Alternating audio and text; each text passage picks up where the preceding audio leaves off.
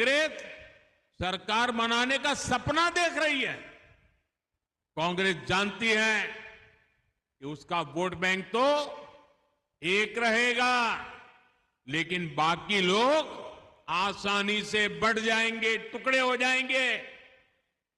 इसलिए कांग्रेस और उसके साथियों का एक ही मिशन है, समाज को बांटो, लोगों को बांटो और सत्ता पर कब्जा करो।